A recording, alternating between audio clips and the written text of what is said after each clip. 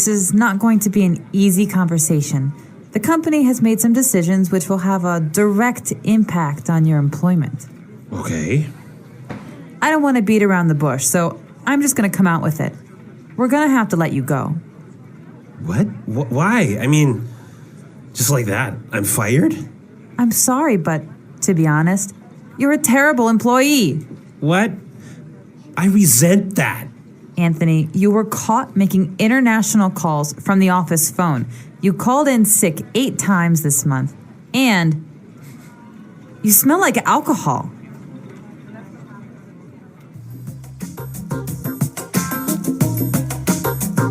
He did sound a little bit like he had too much to drink, huh? I know, he had that kind of slur. Yeah, that slow way of talking that made him seem a little bit drunk. Well, that's definitely something you don't want to do, is show up to work with alcohol in your breath. Exactly. But you know what? There's a lot of great language in this dialogue, so why don't we take a look at it now in Language Takeaway. Language Takeaway. All right, well, I want to look at 3 words here. Now, the first one, Anthony said that Isabel was preoccupied. Preoccupied. Preoccupied. Okay, so if somebody is preoccupied, They're not focused. maybe they're a little bit worried. Yeah, they're thinking of something else. Okay. Why don't we take a listen to a few examples of how this word is used? Example 1. James is really preoccupied. I think he's having some family problems. Example 2. Oh, were you talking to me, honey? I'm sorry. I'm just really preoccupied with work. All right, so very clear now, preoccupied. Let's move on to our next word, direct impact. Direct impact. A direct impact. All right, so again, Isabel told Anthony that the decision will have a direct impact on his career. Mm-hmm. It will have a noticeable or impact or effect on his career. Okay, so a direct impact. And what about our last word? Well, Anthony said, I resent that. Resent. Resent.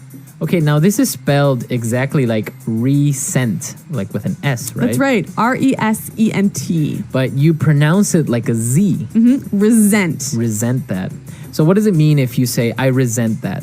It means I find that insulting. I find that to be not true. Yes. Okay, I resent. All right, Marco, well, how do you use this word? Well, if somebody tells you you're lazy, Okay. right? Then you might say, hey, I resent that. Right. I do a lot of work. I'm not Yeah. lazy. Yeah, so it's always something that you use after someone insults you. Right. Or says something that you find to be not true. Mm-hmm. Okay. Resent that. And I guess with this, it's time for us to listen to this dialogue again, and then we'll come back and look at some great phrases.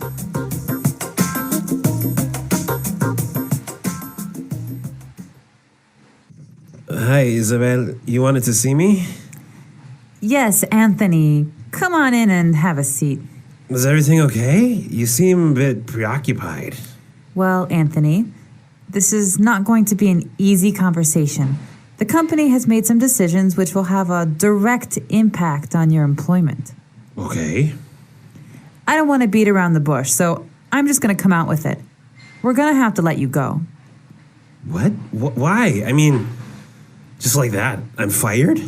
I'm sorry, but to be honest, you're a terrible employee. What? I resent that. Anthony, you were caught making international calls from the office phone.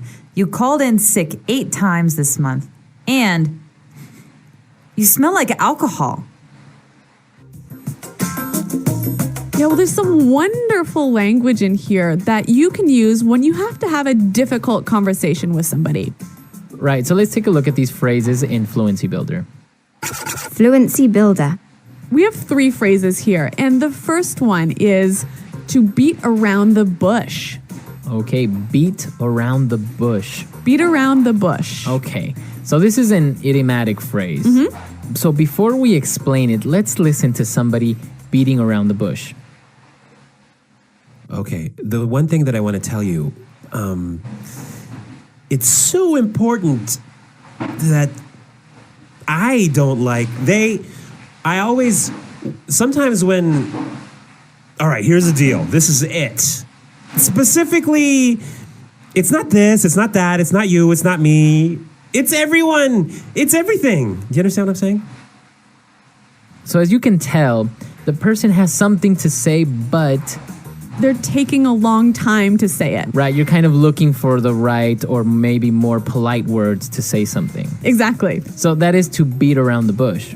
Now, the opposite of to beat around the bush is to come out with it. Okay, come out with it. Come out with it. So maybe you're talking to your friend and he's beating around the bush, so you can just say, hey, come out with it. Tell me. Tell me, just Yep. what is it, Exactly. right? Come out with it. Be direct. When Isabel finally came out with it, she told Anthony that we're going to have to let you go. Let you go. Let you go. So this is actually a nicer way of saying you're fired, Yeah, it's a little bit more polite, isn't it? right? We're gonna have to let you go, or Oh, I was let go from my company. right. So a synonym for to be fired. Exactly. Okay, so let's listen to Anthony getting fired one more time, and then we'll come back and talk a little bit more about this difficult situation.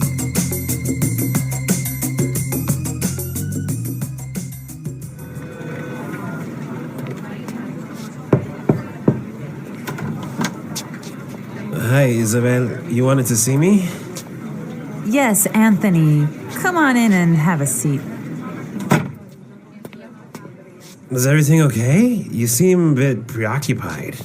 Well, Anthony, this is not going to be an easy conversation. The company has made some decisions which will have a direct impact on your employment.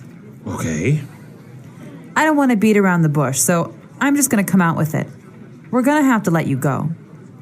What? Why? I mean, just like that. I'm fired? I'm sorry, but to be honest, you're a terrible employee. What? I resent that. Anthony, you were caught making international calls from the office phone. You called in sick 8 times this month. And you smell like alcohol. So Erica, have you ever fired anyone? I have fired a lot of people. Oh, wow. You are a mean person. Oh, yeah. Well, there are some people who really do silly things like come to work drunk. And if you do that, You're obviously going to get fired. yeah. But in the United States, actually, there is an interesting way of firing people. They get a pink slip. Oh, yeah. But I guess this is just a little bit different than getting fired. You get a pink slip when you get laid off. Right. Yep. I mean, if you come to work drunk, you get fired immediately, right? Yes. But when you get a pink slip, so it's basically a little pink paper that tells you that you have been laid off. Yep. And so when you hear somebody say, we sent out, yeah. So when you hear somebody talk about pink slips, like our company sent out 500 pink slips, that means that 500 people got laid off. Or I got a pink slip today. That means you got laid off. Right. Yep. That's actually interesting because I don't know any other country that actually has this A special color. special color for firing people. Yeah. How about in your country? Is there a special color for pink slips? If you guys have any stories as well, maybe about being fired, or maybe you've had to fire somebody. Come to our website and tell us about it. Right, englishpod.com. There you can leave your questions and comments. Erica and I are always there trying to answer your questions, and also our great community is there that will also help you. Okay, guys. Well, we're out of time for today, but until next time. Bye. Goodbye.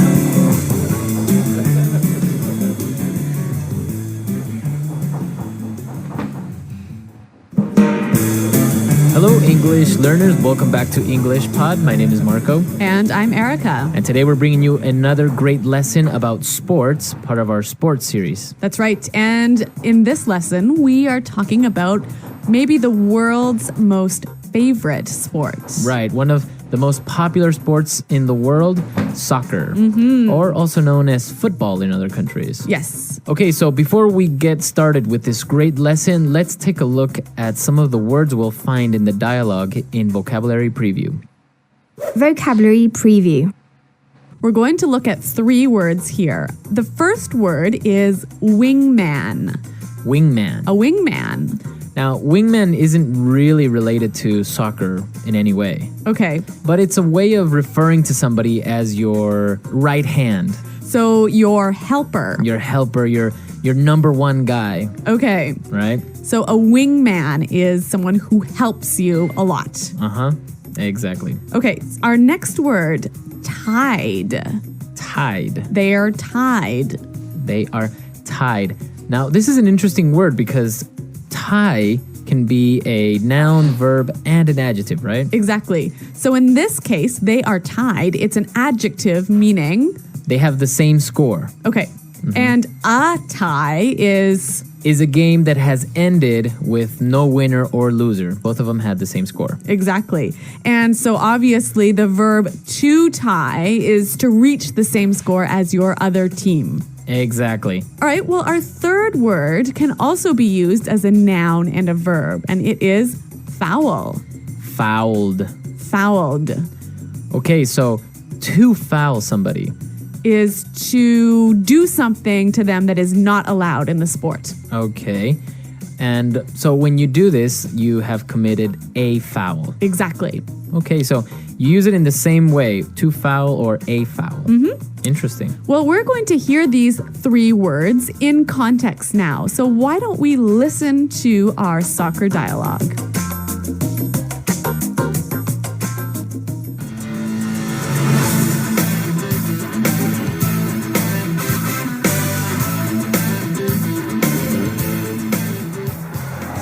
Welcome back, soccer fans. My name is Rick Fields, and as always, I am joined by my commentating wingman, Bob Copeland. And we're on the brink of soccer history today as Ecuador and Brazil are tied 1-1 as we begin the second half of the 2022 World Cup.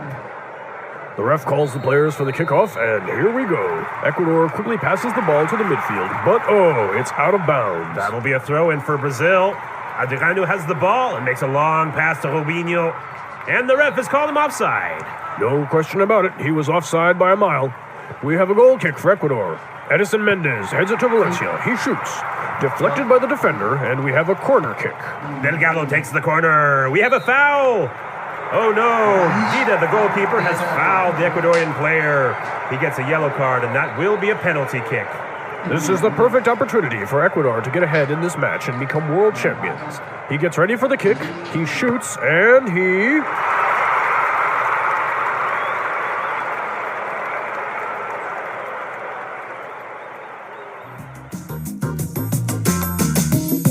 Okay, so Ecuador tied with Brazil in the 2022 World Cup. Wow, Marco, I'm really happy to see that you are able to see so far into the future. Well, I called it. So in Yeah. 2022, if we do win the World Cup, you know who said it first. All right. Do you have money on that? Yes.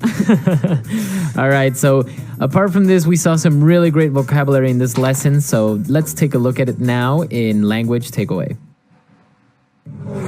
Language takeaway. All right, we've got a lot of soccer words for you, but they're all important. So let's take a look at the first one. Kickoff. Kickoff. Kickoff. So a kickoff. This is how you start a soccer game, right? Right. So it's the very beginning. The referee blows the whistle and you kick the ball to another player. That's the kickoff. Okay. So our next phrase, out of bounds. Out of bounds. Out of bounds. Okay. Out of bounds. This is a great word. So in soccer, when the ball goes out of bounds, it goes outside the white lines, right? Outside of the playing field. Okay. And you can use it in all other sports. You can use it in basketball. You can use it in tennis. Or football or anything. Right. So any part that is not for playing. Out of bounds. What's our next word? Throw in. A throw in. A throw in. Okay. So a throw in. The ball goes out of bounds. Uh-huh. How do you put it back into play? Obviously, a throw in. Okay, so you throw in the ball. That's the only time where a soccer player will actually grab the ball with his hands. All right, now another soccer term we have here, offside. Offside. Offside. Okay, so this is a little bit difficult to explain, but just imagine you're on the soccer field and you are trying to score a goal. Now Okay. you have some defenders, right? Right. Those are the people who are trying to take the ball away. And you pass the ball to somebody who is behind the defenders. Oh, and that person is offside. Exactly. So you must be at all times in the same position as the defenders or in front of them, but you can't be all the way in the back. Okay, so is this a noun or a verb or an adjective? So this is an adjective. He is offside. That's his condition. Okay, great. Excellent explanation, Marco. Thank you. All right. Now we're going to look at 3 different phrases for 3 types of kicks in soccer. Okay. So let's take a look at this. The first one is goal kick. A goal kick. Okay, goal kick. So who does the goal kick? It's usually the goalie or the goalkeeper All right. who takes the goal kick. Okay, so when the goalie kicks the ball. Now what about a corner kick? Okay, so if the team is attacking and the ball goes out of bounds in the back area near the goal, then they get a corner kick. They got to kick the ball from the corner of the field. This is a great chance to score a goal, isn't it? Exactly, yes. Okay, and our final kick, a penalty kick. Penalty kick. Penalty kick. So if a player gets fouled while he is in the area near the goal, Okay. he gets a penalty kick. So basically it's just him. I think it's 13 or 15 steps away from the goalie, and he gets the opportunity to score or to kick the ball. So there are no defenders or other players in the way. Nobody. Wow, another great chance to score a goal. Right. All right, well, these are all great soccer words, and I think we should hear them again in context. So let's listen, this time a little bit slower. Welcome back, soccer fans. My name is Rick Fields, and, as always, I am joined by my commentating wingman, Bob Copeland. And we're on the brink of soccer history today, as Ecuador and Brazil are tied 1-1 as we begin the second half of the 2022 World Cup. The ref calls the players for the kickoff, and here we go. Ecuador quickly passes the ball to the midfield, but it's out of bounds. That will be a throw-in for Brazil. Adriano has the ball and makes a long pass to Rubinho, and the ref has called him offside.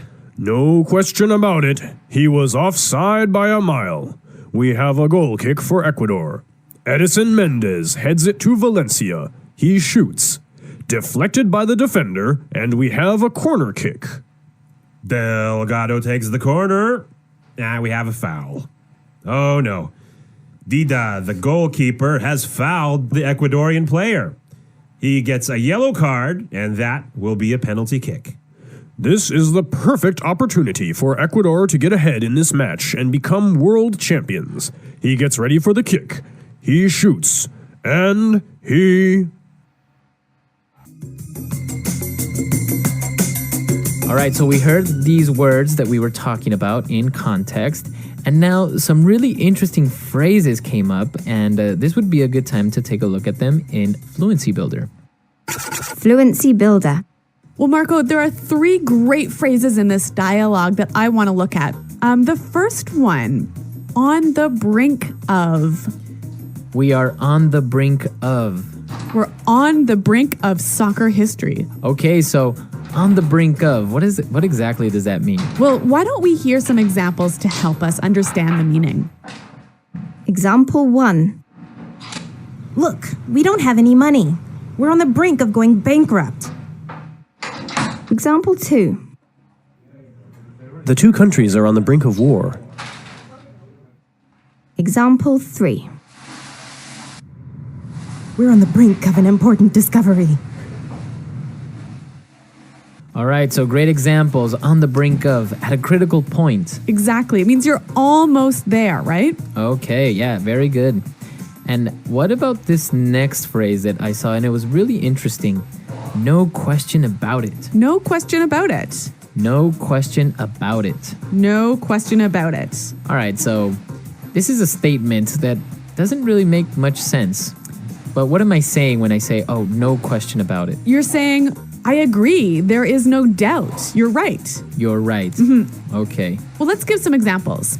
I could say, There's no question about it. Ecuador is a great soccer team. There is no question about that.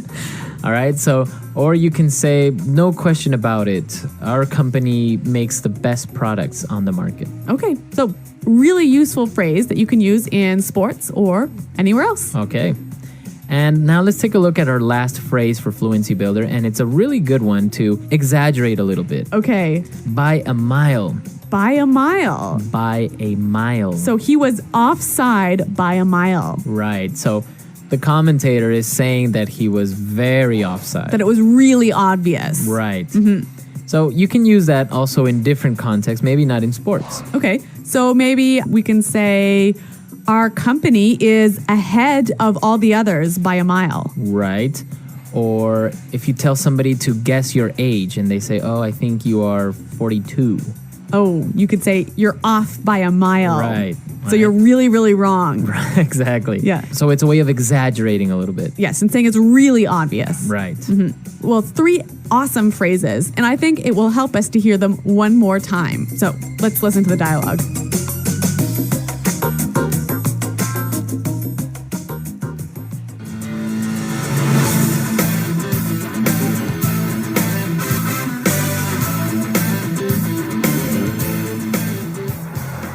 Welcome back, soccer fans. My name is Rick Fields, and as always, I am joined by my commentating wingman, Bob Copeland. And we're on the brink of soccer history today as Ecuador and Brazil are tied 1-1 as we begin the second half of the 2022 World Cup. The ref calls the players for the kickoff, and here we go. Ecuador quickly passes the ball to the midfield, but it's out of bounds. That'll be a throw-in for Brazil. Adriano has the ball and makes a long pass to Robinho. And the ref has called him offside. No question about it, he was offside by a mile. We have a goal kick for Ecuador. Edison Mendez heads it to Valencia. He shoots. Deflected by the defender, and we have a corner kick. Delgado takes the corner. We have a foul. Oh no, Dida, the goalkeeper, has fouled the Ecuadorian player. He gets a yellow card, and that will be a penalty kick. This is the perfect opportunity for Ecuador to get ahead in this match and become world champions. He gets ready for the kick, he shoots, and he...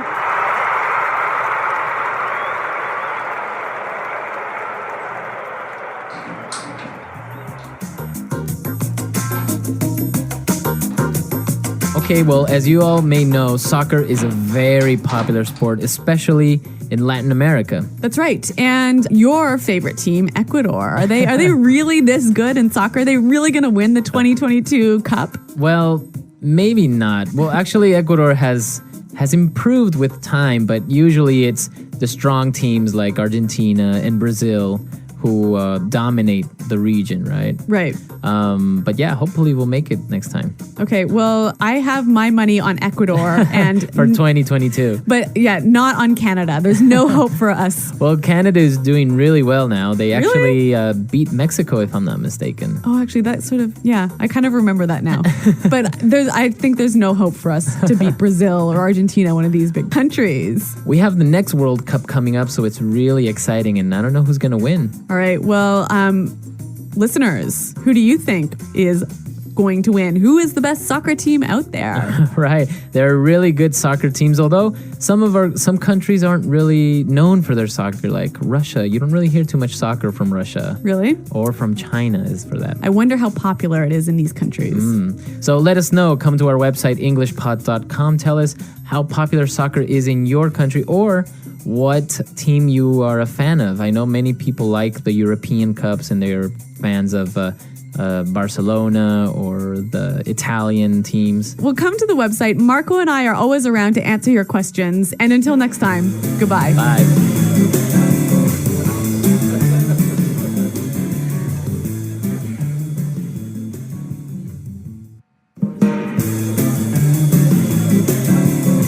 Hello, English learners. Welcome back to another lesson here with us at English Pod. My name is Marco. And I'm Erica.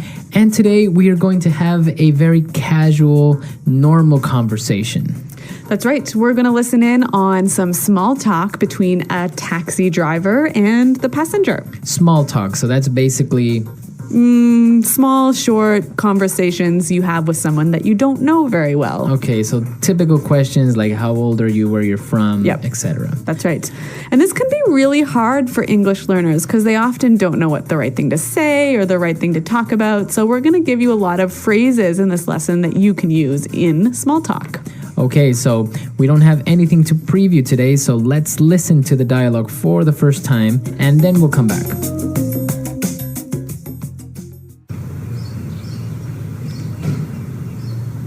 Where to, miss?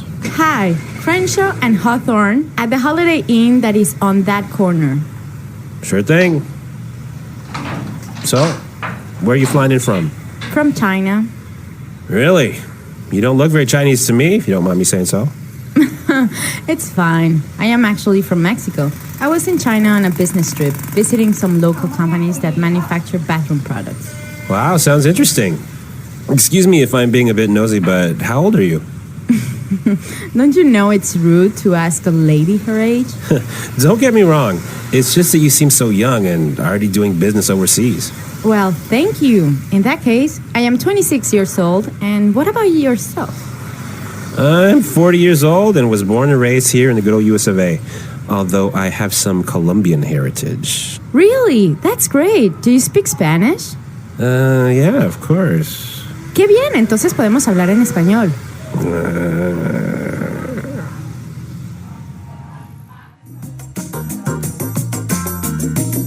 All right, so I don't think this guy spoke much Spanish, do you? No, even though he has Colombian heritage, I think he doesn't speak much. But maybe he's just a little bit rusty. Maybe, but what he does speak is English. And since this is English Pod, why don't we look at some of the phrases that they used for small talk in Fluency Builder? Fluency Builder. All right, so today on Fluency Builder, we're going to take a look at phrases that both the passenger and the taxi driver use to make small talk. So why don't we start with the first one? All right, so the taxi driver tells the passenger that she doesn't look very Chinese, if you don't mind me saying so. Right, so he said, you don't look very Chinese to me, if you don't mind me saying so. If you don't mind me saying so. So what does he mean by this last part of his sentence? Well, this is a phrase that we use to soften a sort of a statement that might be a little bit rude. She could be Chinese. Yeah. Right? So it may be a little bit rude to say that, but he kind of apologizes. That's right. Right? By saying, if you don't mind me saying so. Okay, so for example, I could say, hey, Marco, you look a little tired today, if you don't mind me saying so. Okay, so does it always go at the end? You could use it at the beginning. If you don't mind me saying so, I just don't think this is a good idea. Okay, very good. So you can use this phrase in the beginning or at the end of a sentence. Right, and it makes your statement a little bit less rude. If you don't mind me saying so. Now, again, he also apologizes a little bit when he says, excuse me if I am being a bit nosy, but... Excuse me if I'm being a bit nosy, but... Excuse me if I'm being a bit nosy, but... Okay, so let's take a look at this. Nosy, what's this? Okay, when somebody is nosy, it means they're very curious. They are asking too many questions. Yeah, asking more questions than they should ask. Right. So he apologizes and says, well, excuse me if I'm asking too many questions. And then he asks her another question. He asks her how old she is. Right.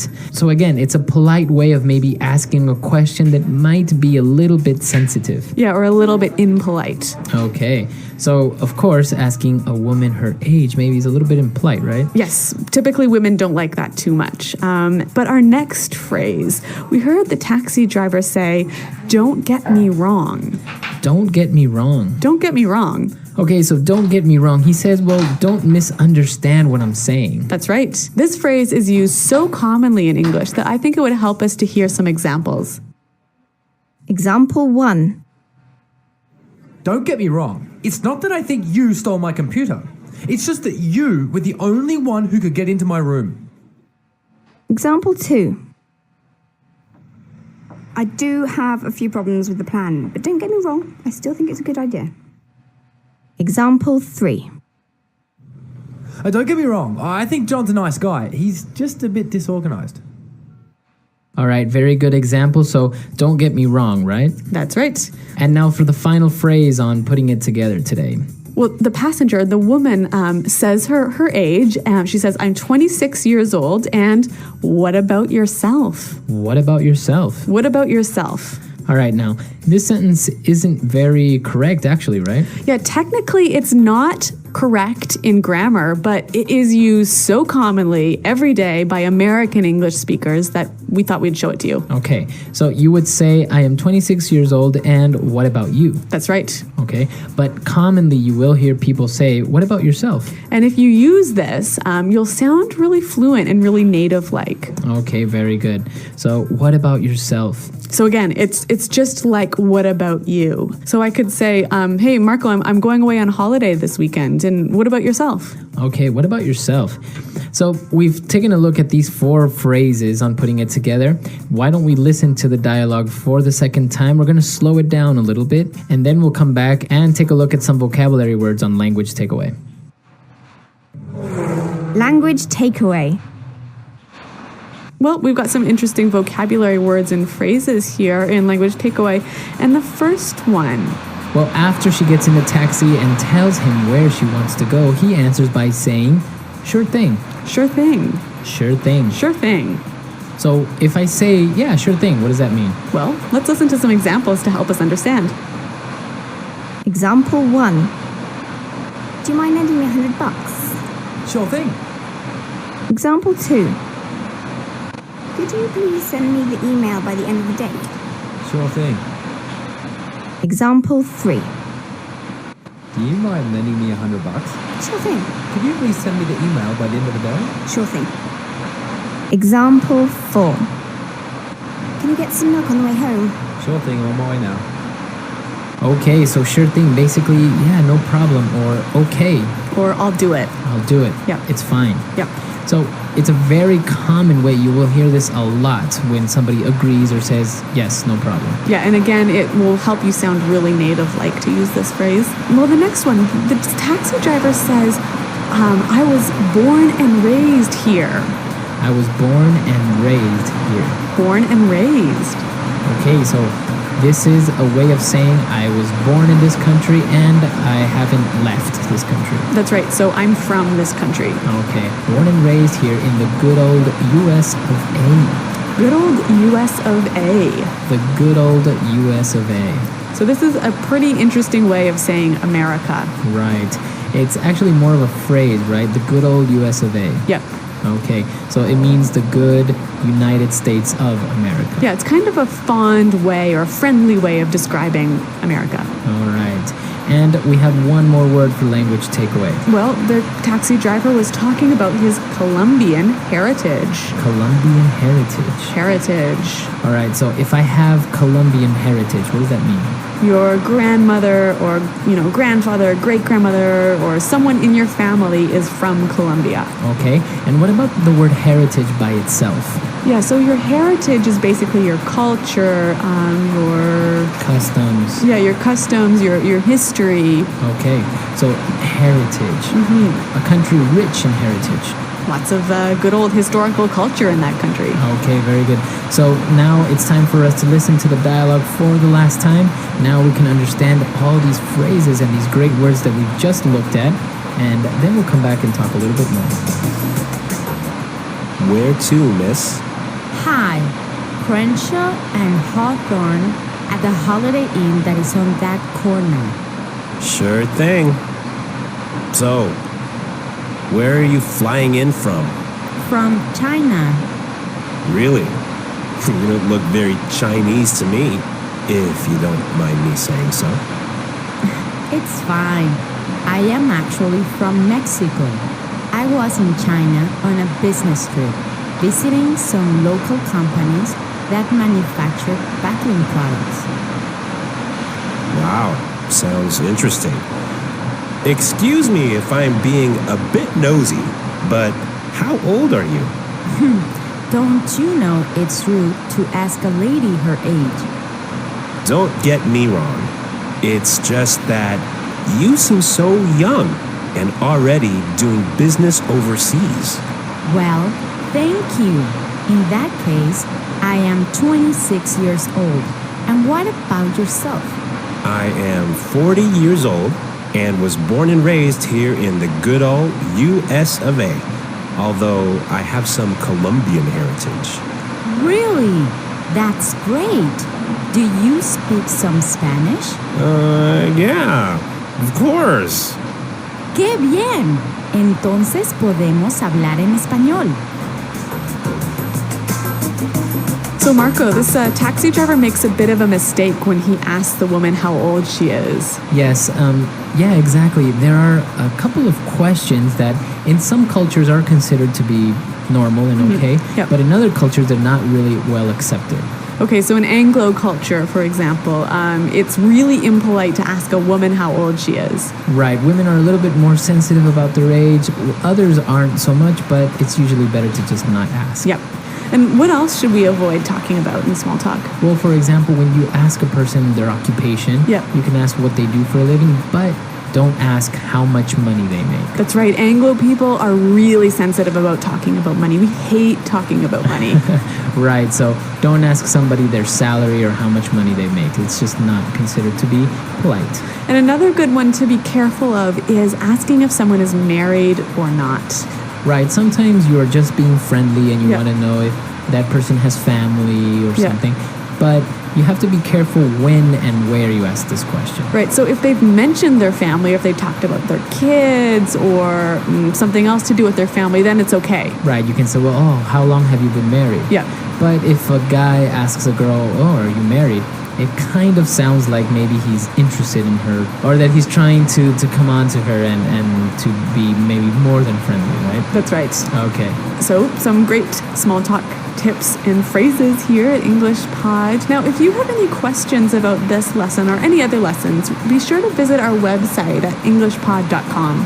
And if you also have any doubts about which questions you think are appropriate of asking somebody, yeah, come into the website and let us know. So, thanks for downloading, you guys, and until next time, goodbye.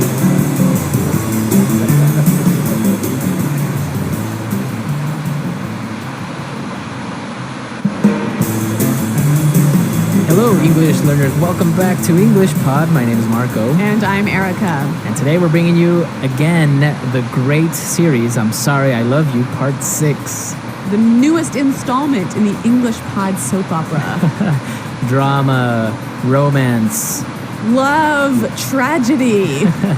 all of it here at English Pod and in our series. So today we have a really great dialogue. I just can't believe what's happening here. But before we get into it, we need to preview one word. That's right. So let's take a look at it in vocabulary preview. Vocabulary preview. Well, we're going to preview this word. Sleeping with. Sleeping with. Sleeping with someone. Sleeping with him. Yes. So it seems pretty easy. I mean, sleeping with, it just sounds like you are in bed with somebody. Yeah, but you are doing a little bit more than sleeping. All right. So in English, this phrase actually means that you are involved with someone and have an intimate sexual relationship, right? Yes, you are in a relationship with someone and you are having sex. Exactly. So be careful how you use it because I know that sometimes you want to translate and just say, well, they are in the same bed together, but it's not that they're having sex. Right. So most of the time in English, the phrase sleeping with means sex. Right. Okay. Sleeping with. Be careful. Okay. Well, let's find out. Why are we talking about sleeping with? Well, obviously somebody is sleeping with somebody. So let's listen to the dialogue and then we'll come back and talk about it.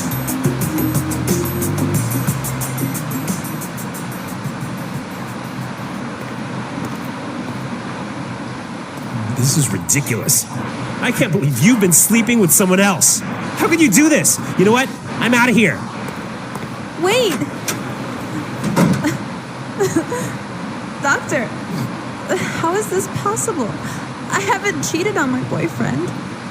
I have something to confess. I'm sorry, Veronica. I lied. Wait, what? What do you mean? I lied. You aren't even pregnant. There's no bun in the oven. I was just so overwhelmed with jealousy that I couldn't help myself. Veronica, I love you. What are you talking about? Who are you? It's me, Daniel. Don't you remember me from high school? I sat behind you in science class. I used to go to every football game and watch you in the cheerleading squad. You're insane. We never even spoke. Why did you lie like that to my boyfriend? Because, Veronica, it's not fair. I love you. I have since the first day we met. Everything was going fine until that jerk came into the picture and ruined everything. I went to med school and became a doctor for you. You always said how you wanted to marry a doctor. You will be mine now, one way or another. I heard everything, you lying bastard! Get your hands off of her!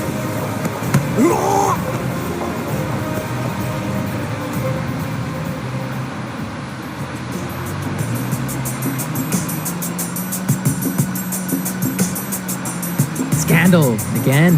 Oh, this poor Veronica and Steven. I don't know how their relationship could get more complicated. It's amazing. They're having an amazing adventure in their love life. I'm sure glad my love life works nothing like this. All right, so we saw some really great words. So let's take a look at them in language takeaway. Language takeaway. The words we're looking at now are about feelings. And so let's take a look at the first one. Confess. Okay, confess. To confess. To confess. So confess, what does that mean? When you confess something, you tell a secret that you've been hiding. Okay, so that's pretty easy. So you have a secret and you want to tell it to someone, so you are confessing. Yeah, and it's usually something negative. Negative. Okay. So, Marco, I confess that I stole $5 from you. Oh, you did? Yeah, sorry. Oh, okay. No wonder my wallet is lighter. Yeah. All right. So confess. I shall not forgive you for this. Oh, no. All right. Let's take a look at our next word. Overwhelmed. Overwhelmed. I am overwhelmed. So when I am overwhelmed, I am filled with emotion. Okay, with emotion. It can be good emotions and bad emotions, right? Yeah, but you feel too much. It's like you're going to explode. Okay, I am overwhelmed with joy. Yes, or I'm overwhelmed with work. And I am overwhelmed with jealousy. Like this guy. Right? And that's our third word. Jealousy. Jealousy. So this is interesting because jealousy is the noun. That's right. It's the feeling of being jealous. Which is the adjective. Which is the adjective. So what does it mean when you are jealous? It means that you see somebody and you want what they have. Okay. You want what they have. Yeah. So in this case, the doctor is jealous of Veronica's boyfriend because the doctor wants Veronica. Okay, jealous. So Erica, are you a jealous wife? I don't know, maybe a little bit. A little bit. But I've never gone to the extent of telling someone that they're pregnant. All right, jealousy. Okay, and let's take a look at our next two words, which are actually kind of insults, right? Yeah, they're not very kind words at all. Okay, but you got to learn them anyways. Yeah. Okay, let's take a look at this one. Jerk. Jerk. He's a jerk. Jerk. Jerk. Jerk. So, what does it mean if someone is a jerk? A stupid and mean person. It's plain as simple as that. Yeah. Stupid and mean. So, can a woman be a jerk? It's mostly male, but now it's becoming more common to use with women as well. Okay, so I can say he is a jerk or she is a jerk. Yeah, but it is more common for men. Okay. And now let's take a look at our last word. You lying bastard. Bastard. Bastard. Bastard. Wow, this is pretty strong as well. Yeah, you got to be careful about this one. This Okay. one is almost a swear word. Almost. Yeah. It's not like on the line. Yeah. So what does it mean if you call someone a bastard? Well, literally, it means your mother and father were not married when you were born. When you were born, exactly. So it is a pretty big insult. Yes. A little bit, I guess, But it doesn't really mean that your mother and father Right. weren't married. Right, It but just it means that you are a jerk. You're a jerk. You're a really big jerk. You're a mean person, a really mean person. So jerk isn't as strong as a bastard. Yes, right? bastard is stronger. Okay, so you got to be careful when you throw that word in there or how you would use it. And again, it's for men, right? Not for women. Yeah, you can't use this word with women. Oh, okay, There's another one out there, but that will have to wait for another English pod. well, apparently all of these words are just for men. What did we do wrong? Marco, I can't begin to tell you. Okay, so let's listen to our dialogue again, and then we'll come back and look at some great phrases.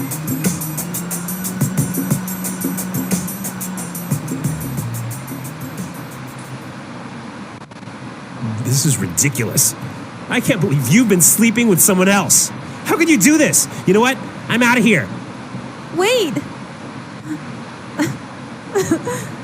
Doctor, how is this possible?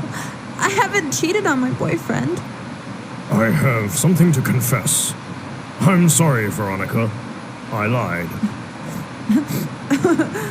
Wait, what? What do you mean? I lied. You aren't even pregnant. There's no bun in the oven.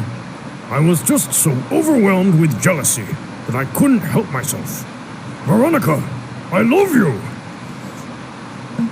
What are you talking about? Who are you? It's me, Daniel. Don't you remember me from high school? I sat behind you in science class. I used to go to every football game and watch you in the cheerleading squad. You are insane. We never even spoke. Why did you lie like that to my boyfriend? Because, Veronica, it's not fair. I love you. I have since the first day we met. Everything was going fine until that jerk came into the picture and ruined everything. I went to med school and became a doctor for you. You always said how you wanted to marry a doctor. You will be mine now, one way or another. I heard everything, you lying bastard! Get your hands off of her!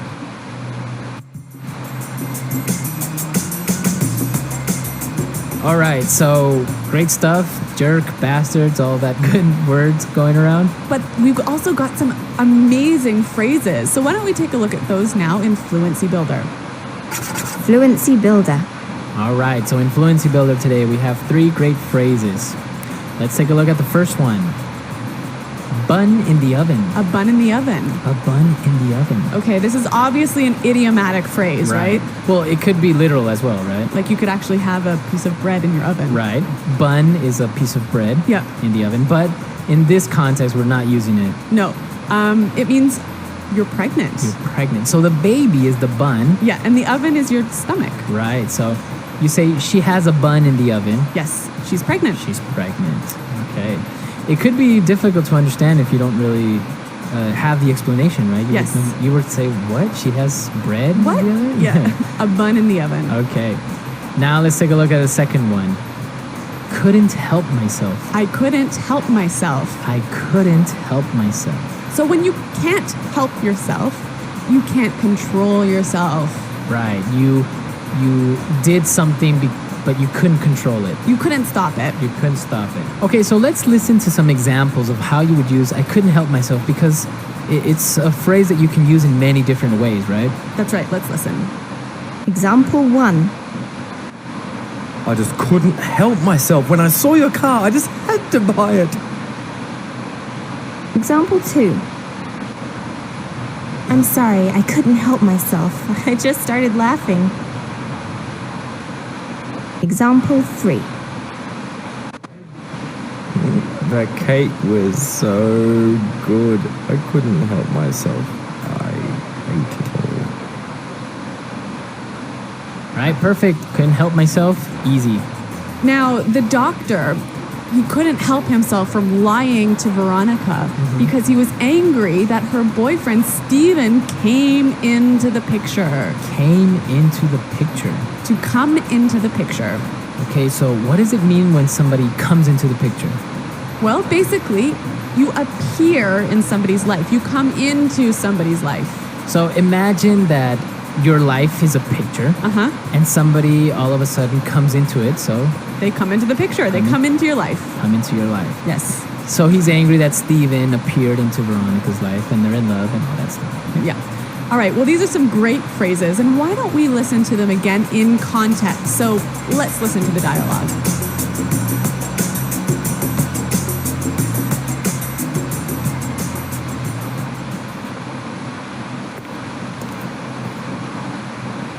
This is ridiculous. I can't believe you've been sleeping with someone else. How could you do this? You know what? I'm out of here. Wait! Doctor, how is this possible? I haven't cheated on my boyfriend. I have something to confess. I'm sorry, Veronica. I lied.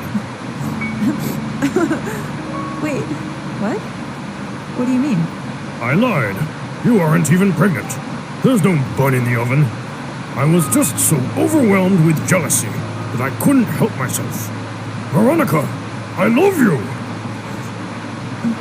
What are you talking about? Who are you? It's me, Daniel. Don't you remember me from high school? I sat behind you in science class. I used to go to every football game and watch you in the cheerleading squad. You are insane. We never even spoke.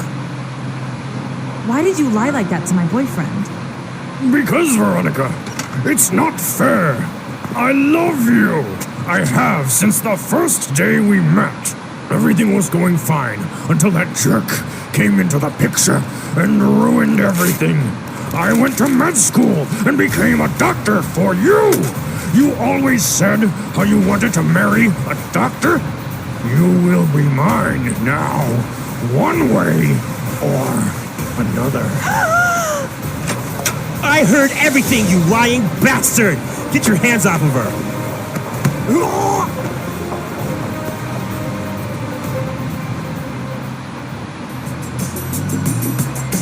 Okay, so Veronica's not pregnant. That was a close one. Yeah. Phew. Actually, they're not married. So this is a very controversial topic, right? Yeah. Being knocked up.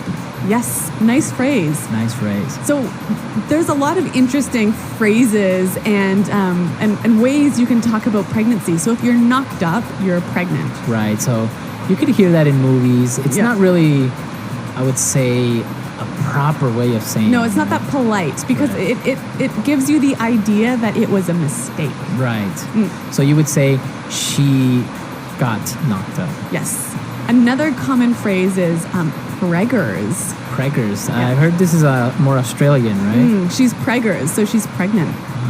So it's actually a pretty interesting topic. I know that, for example, in Latin America, if a girl that's maybe in her early 20s gets pregnant accidentally by her boyfriend, usually the families expect them to get married. Really? Yeah, so it's kind of like, should they get married? Should they not? So there's a lot of pressure. A lot of pressure. But it's different in other countries, right? Yeah.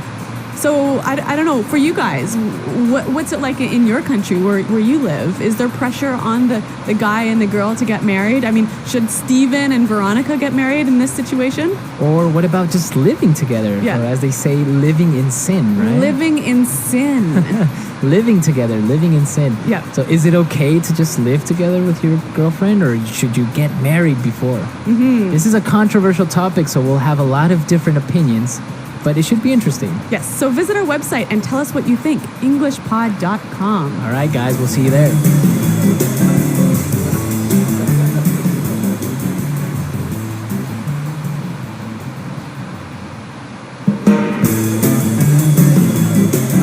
Hello, English learners. Welcome back to English Pod. My name is Marco. And I'm Erica. And today we have a very special lesson because we're going to be focusing a little bit more on grammar. That's right. We're going to look today at the difference between past simple and past progressive, or sometimes called past continuous. Exactly. So we are going to take a look at these two structures, which are a little bit confusing at times, and we're going to be practicing today. But before we get started, why don't we take a look at vocabulary preview? Vocabulary preview. Well, this dialogue is all about telling a story in the past, and we're going to hear two words in the dialogue that we need to understand the meaning of. So the first one ages. Ages. I haven't seen you in ages. Okay, so if I tell you I haven't seen you in ages. Basically, you haven't seen me in a really long time. Okay, so it's a way of exaggerating a little bit. Yes. And this word ages we can use in many different ways, like, I've been studying English for ages. Or for example, I can say, I haven't been to the dentist in ages. Oh, well, guess you better go, huh? Right, so ages, a very long time. Yes. Now another phrase, to run into somebody. So to run into somebody. I ran into Matt. Okay, so if you ran into Matt the other day. You met him unexpectedly. Okay, so you didn't plan to meet, you didn't have a date. Right. You just casually on the street met. Exactly. Okay, so I ran into your friend the other day. Okay, so 2 good words. We're going to hear both of these in the dialogue. So why don't we get started with dialogue first time?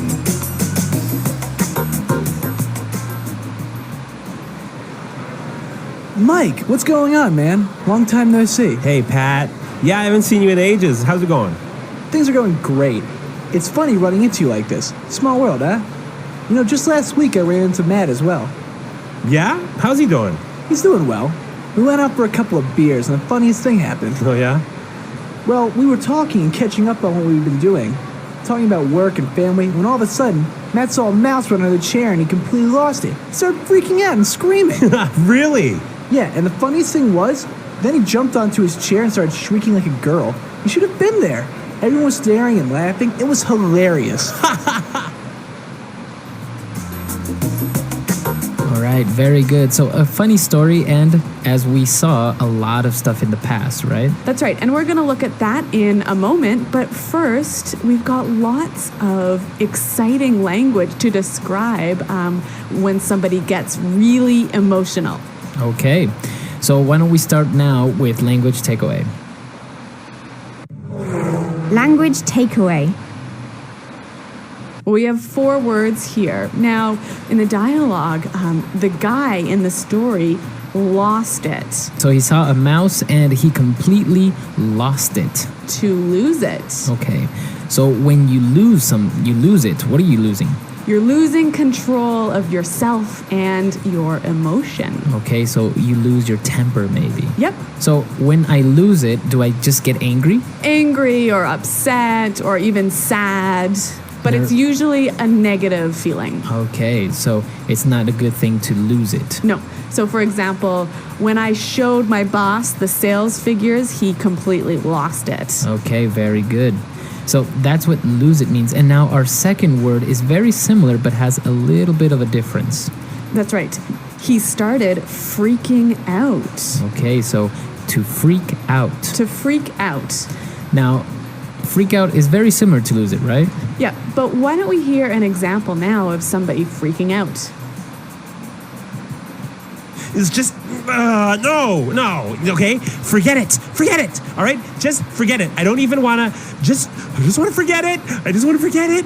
I don't know. Okay, calm down. Woo, calm down. I gotta calm down. I'm so happy. I can't even express it. I'm like, have I even finished one sentence? I'm like, woo, give me a high five, baby. All right, so we heard this person freaking out, and basically it could be losing control or losing your temper, but also in a positive way. Right, so maybe you're really excited about something that's going to happen, so you're freaking out. Okay, maybe you're very nervous or you're very excited. Mm-hmm. All right, and now moving on to our third word, stare. To stare. People started to stare. Staring. Okay. Now, when you stare at someone or at something, you look at and focus at something for a really long time. Okay, so you are looking at it, yeah, focusing on it. Yeah, longer than usual. All right. Maybe when we were small, our parents taught us that it's not nice to stare at other people. Exactly. All right, so to stare. And our final word, when Matt saw the mouse, he started shrieking. All right, so to shriek. Shriek. shriek. Very similar to that movie Shrek. Oh, yeah, it sounds quite similar. All right, but it's different. What does shriek mean? Well, why don't we listen to an example?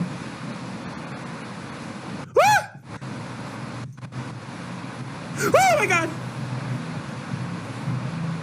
Wali chingada! Okay, so I think shrieking is to shout in a very high-pitched voice. Exactly, that's to shriek. Okay, so we saw 4 really great words in language takeaway, and why don't we listen now to the dialogue for a second time, a little bit slower, and then we'll come back and look at the differences between simple past and past progressive.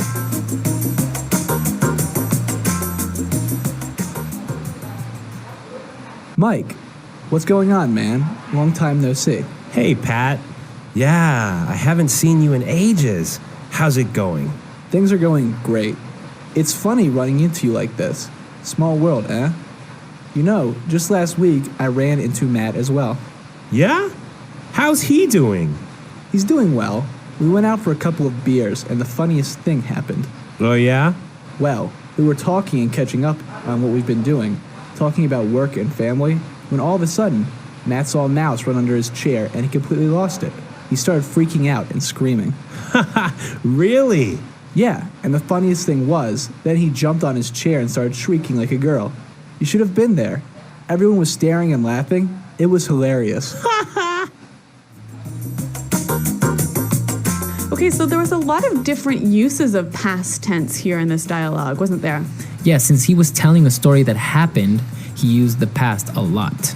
Well, let's now, as promised, look at past simple and past progressive in grammar breakdown. Grammar breakdown. Okay, Marco, before we start our discussion, why don't we hear one example of past simple and one example of past progressive? You know, just last week I ran into Matt as well. Well, we were talking and catching up on what we've been doing. Okay, so we heard that just last week I ran into Matt. So we discussed what run into means. Yep, to meet someone by surprise. All right. And now this structure is the simple past, right? Yep. Now the second example that we heard was we were talking and catching up. Okay, so let's look at the difference in meaning here. I ran into Matt. Happened in the past, right? Right, simple past. But one moment in the past. So the action finished, concluded. Started and finished all around the same time. So it's one simple moment. Okay. Now the other example is in the past progressive. So the action was happening for a longer period of time. Yeah. Okay. So let's attach some times to this. Maybe you ran into Matt at 8:04. Okay? And so the action started at 8:04. But you were talking and catching up from 8:05 until 9:05. Okay, so you were talking for an hour. Right. So it's the past progressive you use when the action is happening for a longer period of time. Okay, so to better understand this, let's have another example. Matt saw a mouse run under his chair and he completely lost it. Everyone was staring and laughing. So as we heard in the example, he saw a mouse run under his chair. So a quick action that started and finished quickly. Okay, he saw the mouse and it ran under the chair. Yep. Now, the second example we heard was everyone was staring and laughing. So maybe this happened over 4 or 5 minutes. Okay, so people were looking at him and laughing and talking about how he was screaming like a girl. Yes. Okay, so that's the main difference between the simple past and the past progressive, the amount of time that the action happened. Yep. All right, well, now that we understand a little bit more about the past tense, why don't we hear it again in context by listening to the dialogue for a third time?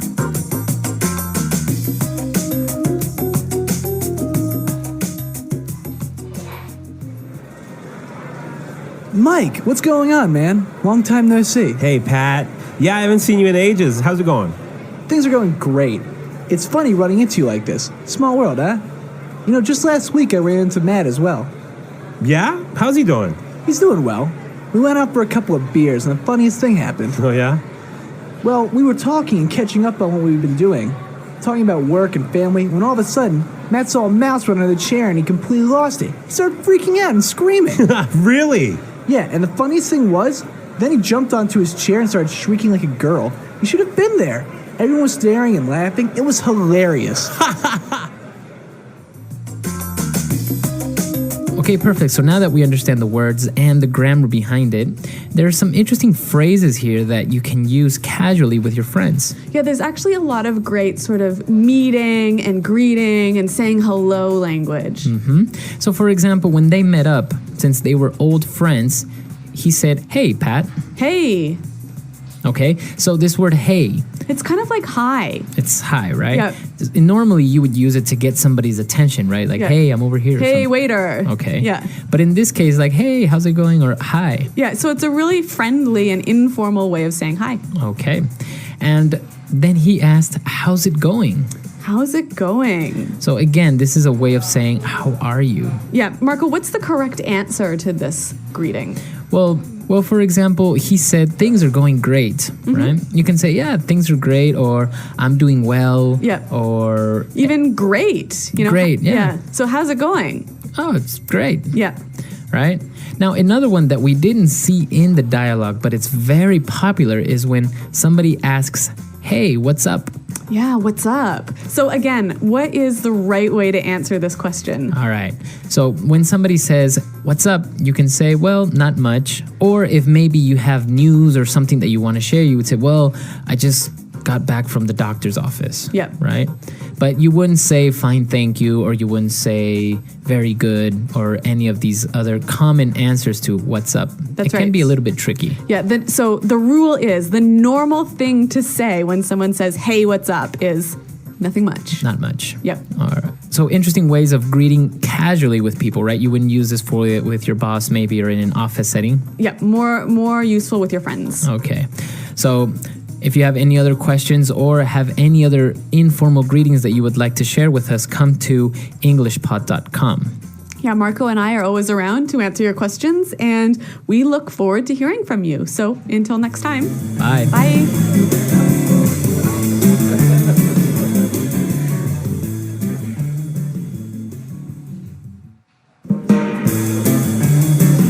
Hello, English learners. Welcome back to English Pod. My name is Marco. And I'm Erica. And we're bringing you the final lesson of our job interview series. That's right. And in this lesson, we're going to be focusing on two very, very common but sometimes difficult questions. Okay, so we've talked about preparing for the job interview in part 1. Part 2, we talked about educational background and work experience. And in part 3, what are we going to be looking at? We're going to be looking at two questions: why we should hire you and your greatest weakness. Okay, so these are the classic, common questions that you'll get at a job interview, right? That's right. So why don't we just get started and we'll take a listen to the dialogue and see how our interviewee handles these questions.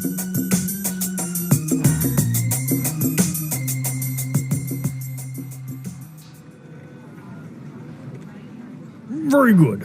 Now, I have a couple of final questions. I hope they're not too hard. Well, why should we hire you? I think that I would be a perfect fit in this company. I have a unique combination of strong technical acumen with outstanding soft skills. You know, I excel at building strong, long-term consumer relationships. For example, when I headed the customer support department in my previous company, our team resolved about 70% of our customers' problems. I decided that we needed better information and technical preparation on our products. So after, I implemented a series of training sessions in coordination with our technical department. We were able to solve 90% of our customers' issues. Given the opportunity, I could bring this kind of success to this company. Woo. Impressive. So, what would you consider to be your greatest weakness? To be honest, I struggle with organization and time management. Punctuality has never been a strength of mine. I find it hard to organize my time effectively. I've actually addressed this weakness recently by attending a workshop on efficient time management. It helped me a lot by providing me with great insights on how to get organized and use my time efficiently. So I think I'm getting better now. Great. Well, let me tell you that I am very pleased with this interview. We are shortlisting our candidates this week, and next week we will inform our shortlisted candidates of the day and time for a second interview with our CEO. Great, thanks a lot. I hope to hear from you. Goodbye.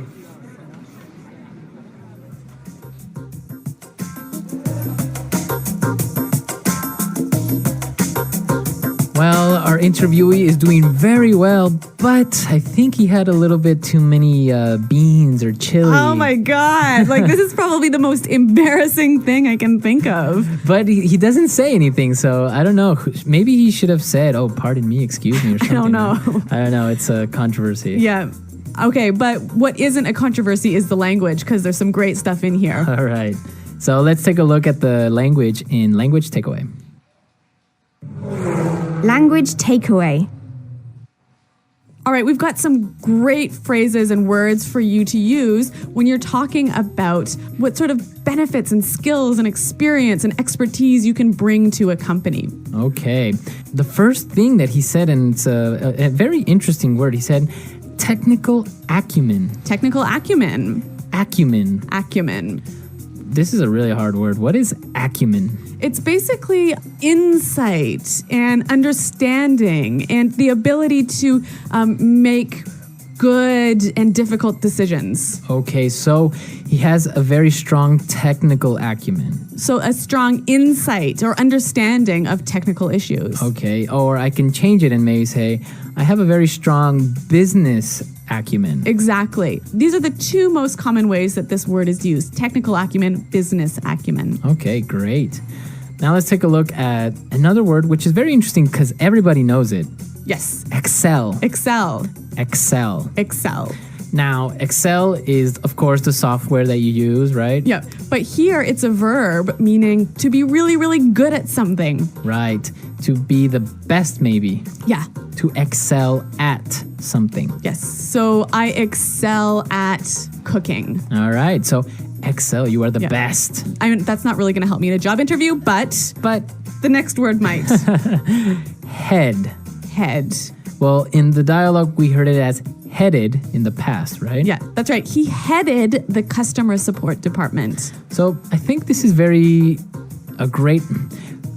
great word to use when you were saying I was the leader. Mm-hmm. I was the main person in charge. Yeah, the manager. Mm-hmm. So this is a nice verb to use to show that you were leading something. Okay. Okay, now for the next word. Struggle. To struggle. Struggle. Struggle. So what does struggle mean? It means that you have difficulty doing something. So it's hard for you. Yeah. For example, when I was in school, I struggled with math. Okay, and now I struggle with Chinese. Exactly. So to have a hard time. Yeah. Why don't we hear a couple of examples of how this word is used? Example 1. We're really struggling to reach our sales target. Example 2. Yeah, to be honest, I do struggle with time management. Example 3. The teacher farted in class and I really had to struggle not to laugh. Okay, so great examples. Let's move on to our next word. Punctuality. Punctuality. Punctuality. Punctuality. Okay, so to be punctual. It means to be on time, always. Always. So punctuality would be the noun form. Right, so the condition or the state of always being on time. Right. So punctuality, to be punctual. Yeah, and our interviewee struggles with punctuality. Right, like me. I guess you guys have something in common. We do. Now, he has a problem with punctuality, but he said he has addressed this weakness. Yes, to address. Address. Address. Now, if you notice, it's spelled the same way as address. That's right. But you pronounce it differently. So the verb address has the stress on the second syllable. Okay. Address. Yes. And that means to Deal with. deal with the problem, Yeah, to just- acknowledge the problem. And to try and solve it. And to try and solve it. Okay. So different from your home address where you live. Yeah. And there the stress is on the first syllable. Address. Right. Perfect.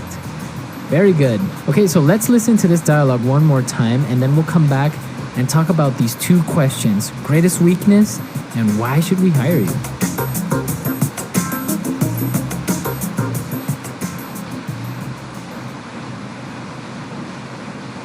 Very good. Now, I have a couple of final questions. I hope they're not too hard. Well, why should we hire you? I think that I would be a perfect fit in this company.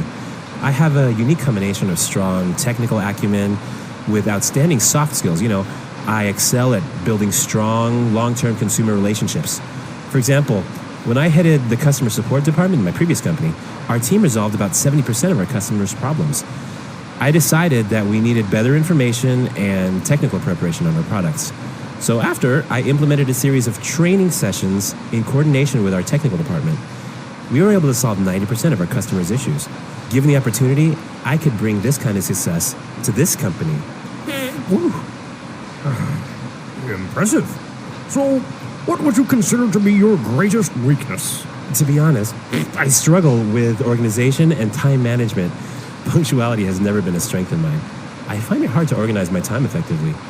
I've actually addressed this weakness recently by attending a workshop on efficient time management. It helped me a lot by providing me with great insights on how to get organized and use my time efficiently. So I think I'm getting better now. Great. Well, let me tell you that I am very pleased with this interview. We are shortlisting our candidates this week, and next week we will inform our shortlisted candidates of the day and time for a second interview with our CEO. Great, thanks a lot. I hope to hear from you. Goodbye.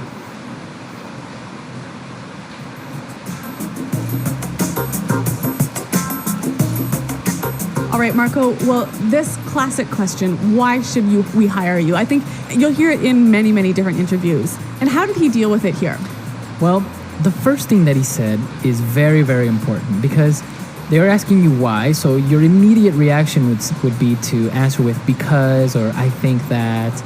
But there's a different way of approaching it, which is a little bit more professional.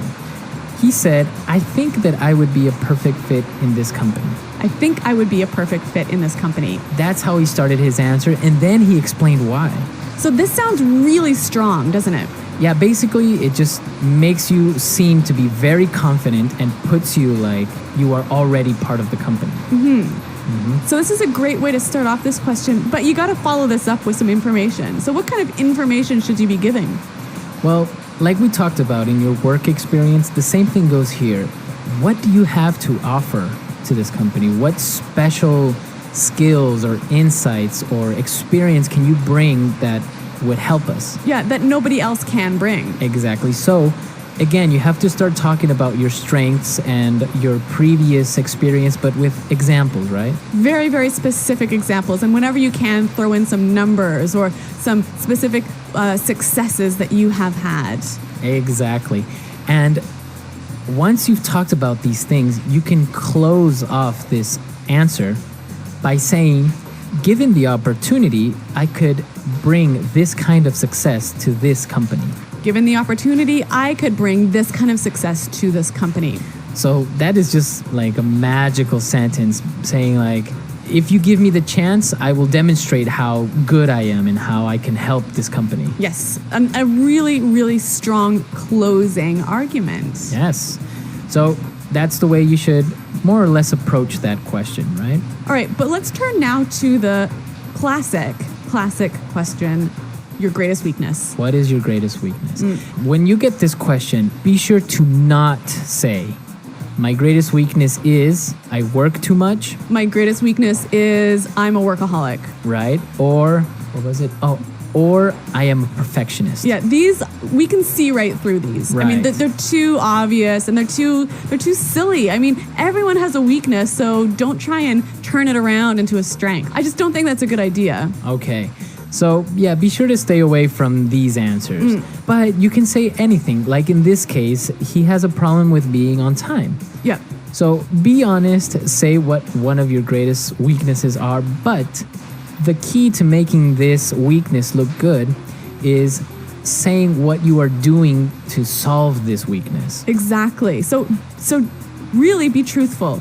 Tell the interviewer what you're not good at, because there's obviously something that you're not good at. Exactly. So you can say, I am usually late, but I am getting more organized. I am doing the seminar. Let the interviewer know that you are trying to improve this weakness. Exactly. And be sure to also think about your strength, right? Yeah, be prepared to answer the question, what is your greatest strength? So, and again, when you're talking about your strengths, be sure it's something more specific than saying, oh, I'm very responsible. Yeah. You want to be as specific as you can. And again, give those examples, give those successes, give those numbers. Right, exactly. So think about your weaknesses, think about your strengths.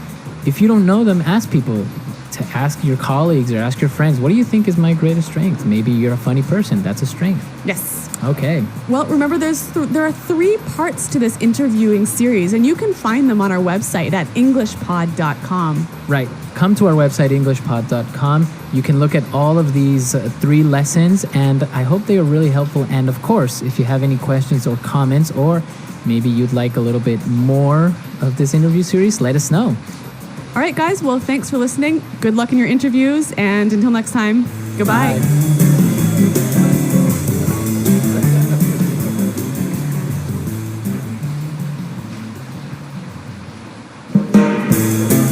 Hello, English learners. Welcome back. We are here at English Pod. I am joined with Erica. And my partner in crime, Marco. All right. So today we're going to be talking about a really great topic, one of my favorites. Beer. So beer is a very popular drink, especially in bars and when you go out. Yes, it's very common with students, I think. Yes. And it's also not very strong like a vodka or whiskey. Yes. Okay, so we are going to be at a bar today, and we're going to be looking at some of this vocabulary that you would find. Yes, I mean, you've got to know this beer vocabulary. Okay, so let's listen to our dialogue for the first time, and then we'll come back and look at these words.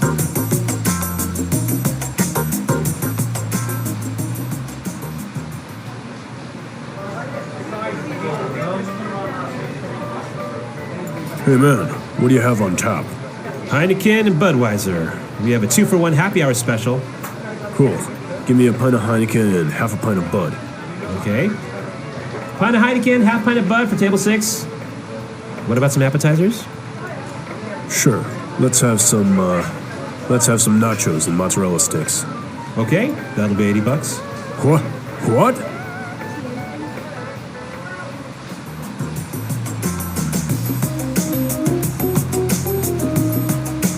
Well, it's pretty expensive for 2 beers and some food. Yes. Well, it happens sometimes you go to these very exclusive bars and they charge you like if it was gold. I mean, that's crazy. Well, let's take a look at some of these great words that we saw in language takeaway. Language takeaway. Our first word is on tap. On tap. On tap. So he asked, what do you have on tap? Now, this is a strange sentence. What exactly does it mean? Okay, well, he's asking about what beers the bar has. But not in a bottle or not in a can, right? Right. So, in a bar, there's often this machine, right, that will pour very fresh beer right directly into the glass. Into the glass. Yeah, this is a very popular thing because, like you say, it's fresh beer. Yeah, it tastes better. Yeah. Okay, so what do you have on tap? What do you have on tap? All right, let's take a look at our second word. Happy hour. Happy hour. Happy hour. Happy hour. Now, this is very common and popular with bars. Yes. What is it when they have a happy hour? Okay, a happy hour is a period of time where the drinks are very cheap. Okay, so happy hour could be from 5 p.m. till 10 p.m., 50% off. So if the drink is $4, then it is now $2 in happy hour. Perfect. And this brings us to our third word, a special. A special. A special. A special. So this is a noun, and what does it mean when a restaurant or a bar has a special? It's like they're having a sale. A sale. So things are cheaper. So it could be, for example, a Monday night special. Or, like in the dialogue, a happy hour special. Okay. So it is a promotion. Yes. All right, very good. And now they ordered a pint of Heineken and half a pint of Budweiser. Pint. This is a very, very special beer word. So a pint is the size of your glass. Okay, so we understand how much a pint is. What would be the equivalent in liters? A pint is 0.4 liters. Okay, so almost half a liter is 1 pint. Yes. Okay. It is very common when you go into a bar, you can order a pint of beer. Yes, exactly. In English, we don't say I'll have half a liter of beer. Right. So let's take a look at our next word on language takeaway. Appetizers. Appetizers. Appetizers. Okay, so what is an appetizer? Well, it is food you eat before your dinner or before your lunch. Okay, so it's usually maybe like a salad. Or a soup or something small that you can eat right before your big meal. Okay, so some common appetizers at a bar, and we saw them in our dialogue. Nachos and mozzarella sticks. Nachos. So nachos are little chips, right? Yeah, corn chips. And it has cheese and maybe some tomatoes and maybe some beans. Okay, so those are nachos. They're very common in the United States. Yes, yeah. And what about mozzarella sticks? Mozzarella sticks, a travesty on the world and humanity and everyone's arteries. Well, mozzarella is a cheese, right? Mozzarella cheese. And this cheese is, what is it? How is it prepared?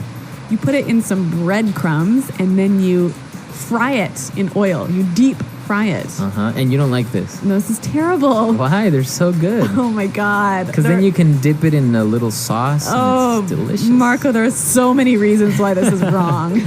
All right, well, mozzarella sticks, a very popular bar food. All right, well, why don't we listen to the dialogue again, and we'll be able to hear these words in context at a slower speed.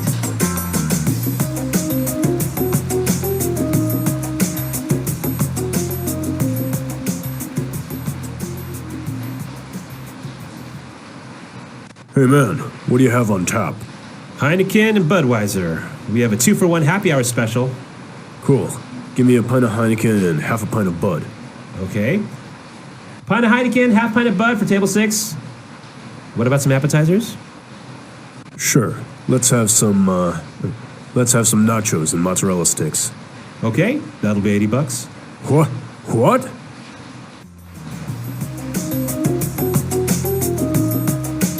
Okay, so we saw some really good vocabulary words there, and now let's take a look at putting it together. Putting it together. Well, in this lesson, we are going to look at one phrase that sometimes causes problems. So let's listen to this phrase that we're talking about. What about some appetizers? Okay, so this phrase, what about? Yeah, I often hear people use it to ask a question. So a common mistake is asking, what about your weekend? What about your new job? Now, this is incorrect, right? You cannot use the phrase what about to ask a question about information. So it cannot ask for information. Okay, because in our dialogue, the bartender said, and what about some appetizers? Right, because he is making a suggestion. Right, so he's saying, well, why don't you have some food? Yes, the phrase what about can be used to make a suggestion. Okay, so I can say, what about going to the movies? You know what? Let's hear a few more examples of this because I think it's really useful. Example 1. What about these dirty clothes? You said you would wash them days ago. Example 2. What about going to the mall instead? I'm tired of going to the movies. Example 3. What about a pizza instead of noodles? All right, so really good examples, and the same thing we can apply to how about. Exactly. So again, how about cannot ask for information. Okay. So you can't say how about your boss. All right, Yeah. perfect. Okay, so let's listen to this dialogue one last time, and then we'll come back and talk a little bit more about bars and beers.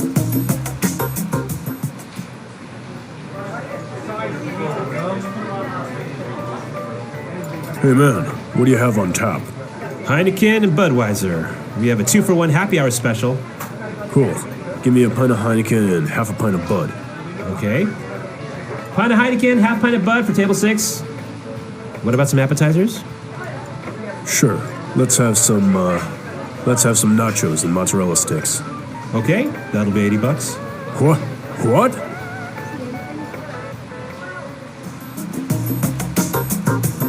Well, Marco, I know you're a big fan of beer, and actually I think everyone here at Praxis is a big beer drinker. And this is the perfect opportunity to tell everyone about the world-renowned beer shake. Oh my God. Okay, Marco. All right, so everyone that listens to this recipe is a non-believer. They say that it is not possible for it to taste good. Okay. But here's the recipe. You take a liter of beer, or maybe half a liter. So a pint? A pint or a pint and a half. Mm-hmm. And you put it in the blender. Okay. All right. Now you take 2 eggs. Uh-huh. Okay, not cooked, not boiled, anything. You take 2 eggs and put them in the blender. It could be 1 or 2. Okay. And then you take about half a cup of sugar, put it in the blender. What? And you mix all that together and you get this really good, foamy, delicious beer shake. So a beer milkshake. Well, it has no milk. Okay. But it's actually really good. I've prepared it for some people who are like, no, that's not possible. It can't taste good. And in the end, they're like, wow, this is actually pretty good. So did you invent this recipe? It's actually really common in Ecuador, in Peru. I've even seen it in Chile, usually with a dark beer. Okay. Right? So like a Guinness or? It could be a Guinness or, yeah, if it's that, a dark beer is a little bit sweeter, Yeah. so you wouldn't add so much sugar. But if you have another beer like a lager or a stout, you could still do it, but just add a little bit more sugar because that beer is a little bit more bitter. Okay. Well, I am not going to try this recipe, but maybe you guys are. You should. Try it out and let me know how it works. Yeah, you can tell us all about it on our website, englishpod.com. Yeah, and we're definitely there to answer all your questions, and I'll be posting the recipe as well on the website. All right. Well, we're out of time for today, but thanks for listening. And until next time, Bye. Bye.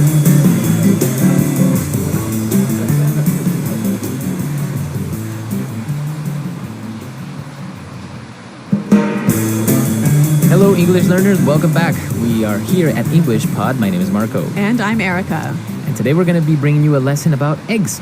That's right. And who knew there was so much to talk about when we're talking eggs? Right. Well, we always have eggs for breakfast, and there are many ways of preparing them. So we're going to learn what the different ways are. Yes, and we'll learn some of the language that goes along with eggs. Okay. So we have 3 words that we want to take a look at before we listen to our dialogue. So let's look at these in vocabulary preview. Vocabulary preview. Our preview word for this lesson is picky. Picky. Picky. Picky. So picky is an interesting adjective. Okay, so if a person is picky, what does that mean? They're very hard to please. Okay. So if your boss is picky and you give him a report and maybe it has, I don't know, a couple of mistakes or something. Yeah, he'll say, do it again. Do it Change all. this, and this. Okay. So if you are picky, you want everything to be perfect. Okay. And if there's one small thing that's not, you won't be happy. Okay. So picky. Mm-hmm. Interesting word. Now our next word, yolk. Yolk. Yolk. Y-O-L-K. Yolk. So this word is actually not in the dialogue. It's not in the dialogue, but it's important that Yes. you know, right? Okay, so if you have an egg, the yellow part is called the yolk. Okay. And what about the other part? The white. The white. The white. Or also called the egg white, right? Yes, egg white. Okay, so pretty simple. Yolk and egg white. Let's listen to our dialogue. We are going to be listening to a couple who are having breakfast.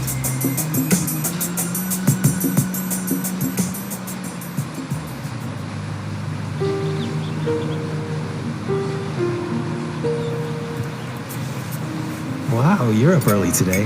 What's for breakfast? Well, I felt like baking, so I made some muffins. Smells good. I'll make some coffee. Do you want me to make you some eggs? Sure. I'll take mine sunny side up. Ew. I don't know how you can eat your eggs like that. Ever since I was small, I've had eggs and soldiers. You know, my dad had scrambled eggs every morning for 20 years. It drove my mom crazy. You know what really drives me crazy? When I ask for soft-boiled eggs and they overcook them so they come out hard-boiled. How can you dip your toast into a hard-boiled egg? You're so picky sometimes.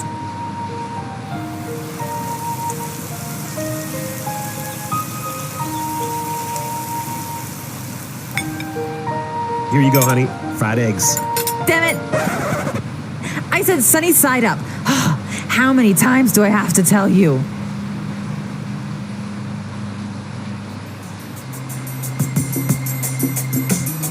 Well, she is definitely very picky and has a very bad temper. I know. I can't believe anyone would get so angry over their breakfast. Yeah. But I guess it is the most important meal of the day. Exactly. So we heard a couple of different ways of describing how you prepare eggs. So let's take a look at that in language takeaway. Language takeaway. Okay, so our first preparation method, my favorite, All right. sunny side up. Okay. Sunny side up. Sunny side up. Now, this is interesting. Sunny, like the sun, right? Exactly. So when you fry an egg, right, and the yolk looks like a little sun, right? Yeah, exactly. So why is it called sunny side up? I think because of what you just said. It looks like the sun. But you don't cook the yolk, right? Okay, yeah, the yolk is still yellow. It's still a little bit liquid. It's a little bit soft. Okay. Because the opposite would be a fried egg. Yes. And that's our second word. Fried egg. Fried egg. So this, you put the egg in the pan and you cook it all the way through. All the way through. So the yolk is not liquid anymore. It becomes hard. And, Yes. Right? Exactly. Okay. A fried egg. Fried egg. All right. So now let's take a look at our next set of eggs. All right. Soft-boiled egg. A soft-boiled egg. Soft-boiled. Soft-boiled. Okay. So to boil, you put the egg In water. in boiling water Yes, and make it cook. and make it cook. So how long would you usually put it in for to be soft-boiled? 3 minutes? 4 3 minutes? Yeah. Okay.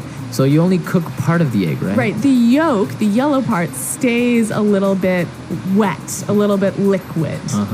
Okay. So again, the opposite would be A hard-boiled egg. hard-boiled egg. Hard-boiled.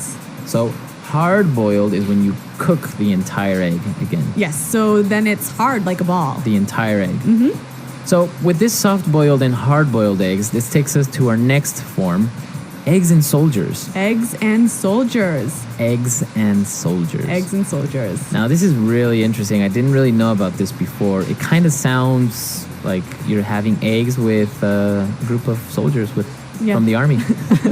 Well, this is a very British way of eating eggs. So you have your soft-boiled egg in a cup, and you have a piece of toast. But the toast is cut into long pieces. Okay. And then you take those pieces and you dip them into the egg yolk. It's delicious. It's good. Yeah. Typical English way of eating eggs. Okay, so eggs and soldiers. Interesting. And this takes us to our last form of egg preparation and probably the most popular. Yes, scrambled eggs. Scrambled eggs. Scrambled eggs. Take eggs, put them in a pan, and then you just move them all over the place. Mix them all up. Mix them all up. So the yolk and the white are mixed together. Mixed together. All right. So we've looked at a lot of egg preparation, and now we can listen to our dialogue for the second time, and then we'll come back and look at some phrases.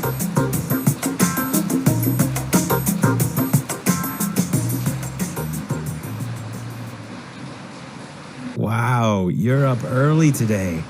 What's for breakfast? Well, I felt like baking, so I made some muffins. Smells good. I'll make some coffee.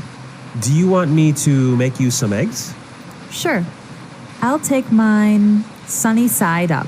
Ew, I don't know how you can eat your eggs like that. Ever since I was small, I've had eggs and soldiers. You know, my dad had scrambled eggs every morning for 20 years. It drove my mom crazy. You know what really drives me crazy? When I ask for soft-boiled eggs and they overcook them so they come out hard-boiled. How can you dip your toast into a hard-boiled egg? You're so picky sometimes. Here you go, honey. Fried eggs. Damn it. I said sunny side up. How many times do I have to tell you? Interesting that the man in this dialogue is the one doing the baking. Yeah, well, that's modern days. I don't know. Men are learning how to cook and, yeah. A house husband. House husbands, yeah, more popular these days. All right, well, since this house husband felt like baking, I think we should look at this and one other phrase in Fluency Builder. Okay, so great phrase. He said, I felt like baking. I felt like baking. I felt like baking. So let's take a look at this. He feels like, or he felt like in the past. What does that mean when you feel like? You want to do it. You have the desire to do it. Okay, and then to bake. And now this verb is in the gerund form. That's right, the ing form. And that's the rule, right?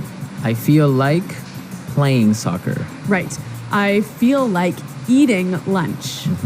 I felt like going to the movies. That's the way you would say this. You have the desire, you feel like doing something. Exactly. Okay, very good. And now let's take a look at this second phrase. Drives me crazy. Drives me crazy. Drives me crazy. All right, this is a very descriptive phrase. And I think if we listen to some examples, it will help us understand the meaning. Example 1. This music is driving me crazy. Turn it down. Example 2. Don't leave garbage in my car. It drives me crazy. Example 3. Your mom is driving me crazy. She keeps calling me. All right, so if something drives you crazy, it makes you feel very angry or annoyed. Irritated. Or, frustrated. Okay, but it can also be positive, right? Like, that girl drives me crazy. As in you really, really, really like her. Yeah. I don't know, it sounds a little bit inappropriate to Really? me. Yeah.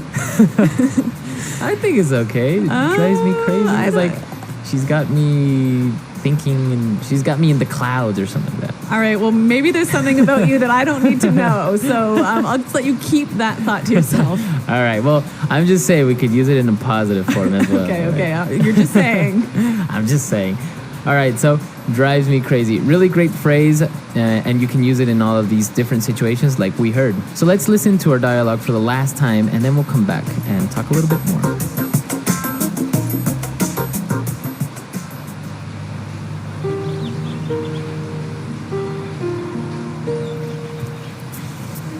Wow, you're up early today. What's for breakfast? Well, I felt like baking, so I made some muffins. Smells good. I'll make some coffee. Do you want me to make you some eggs? Sure. I'll take mine sunny side up. Ew, I don't know how you can eat your eggs like that. Ever since I was small, I've had eggs and soldiers. You know, my dad had scrambled eggs every morning for 20 years. It drove my mom crazy. You know what really drives me crazy? When I ask for soft-boiled eggs and they overcook them so they come out hard-boiled. How can you dip your toast into a hard-boiled egg? You're so picky sometimes.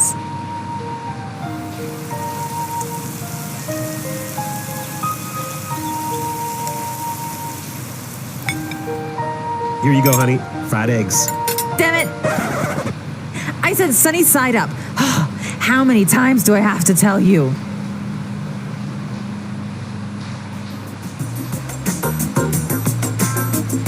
I think there are some people who really, really love eating eggs for breakfast and some people who just can't stand it. Yeah, I don't know who though. I mean, who doesn't like eggs in the morning? I know, I'm a big fan. Right? Yeah. Eggs, bacon, toast. Yes. Good stuff. Traditional American type breakfast. Now, you were telling me that you have some traditions when you eat eggs. I know. I'm not sure if this is just in my family, but I think actually it might be common with other people as well. When you eat a soft-boiled or hard-boiled egg, you have to, eat all of the egg outside of the shell, and then you have to break the bottom of the shell after you finish. Why? So that the fairies who live in your egg cup can come out. So it's kind of like a superstition. Yeah, I guess it is. Interesting. Yeah, so I don't know. You guys, do you have any egg traditions or any other crazy food stories like that? Well, for example, I was telling you that when I prepare scrambled eggs, sometimes I like to take some rice, some rice that has already been cooked, put it in the pan, and then take some eggs, 2 eggs, put it on top of the rice, and scramble the rice with the eggs. Okay, for breakfast? Yeah, it could be for breakfast. Really? Yeah, a little bit, not like a huge plate of rice. Or maybe at night, you don't have anything to eat. Okay. Scrambled eggs with rice. It's a poor man's food. All right. Well, it's also a quick man's food. Yeah, exactly. So let us know if you guys have any egg preparations or any special egg recipes or traditions that you practice. Visit our website at englishpod.com where you can leave all of your comments and questions. Exactly. And as always, we are there to answer them and solve any problems. Well, we're out of time for today, but until next time, bye.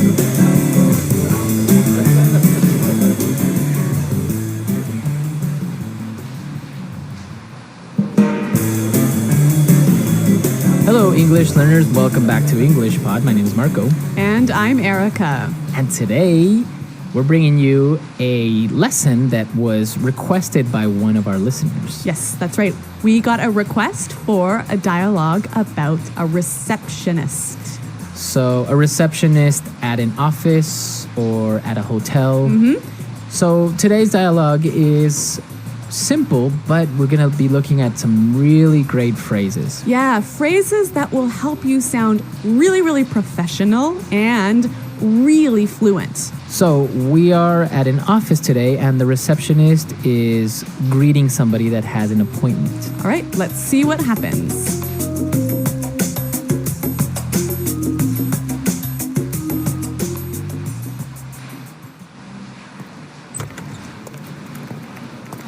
Good afternoon. May I help you? Yes, I'm here to see Joanna Stevens. I have an appointment at 4. Certainly. May I take your name? I'll let her know you've arrived. Sure, it's Josh O'Neill. Miss Stevens will be with you momentarily. Can I offer you something to drink? Yes, coffee would be nice, thank you.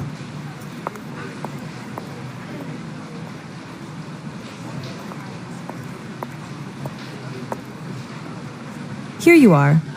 Miss Stevens is ready for you now. I'll show you to her office, right this way. Just watch your step here.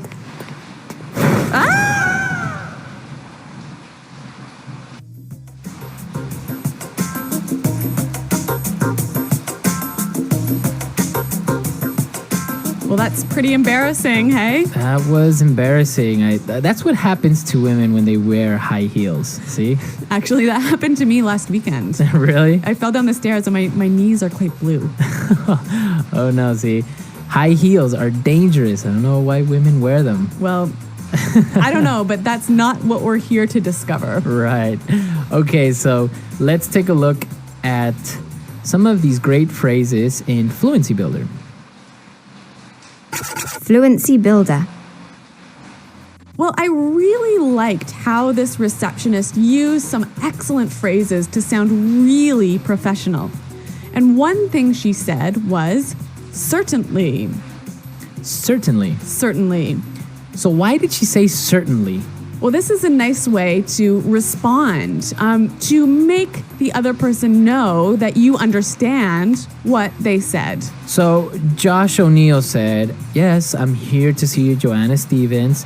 I have an appointment at 4. Certainly. So she is saying, I understand what you said. Yes. And then she said, may I take your name? May I take your name? May I take your name? So this is a nice way of saying, what is your name? yeah. So now this is really important because if you said, what is your name? Is that correct? It's correct, but it's not really very, Exactly. Or I would say polite to a certain extent. yes. Okay. So may I take your name? May I take your name? You use this phrase when you are going to write down the person's name. Right. So if you meet somebody on the street or at a bar, you wouldn't say, may I take your name? No, Right. unless you're going to write it down. So usually for an office setting where the receptionist has to write down the name. Yes. All right, one more phrase. Ms. Stevens will be with you momentarily. Okay. Miss Stevens will be with you momentarily. Will be with you momentarily. Okay, so this is really polite. Yes. Momentarily, what does that mean?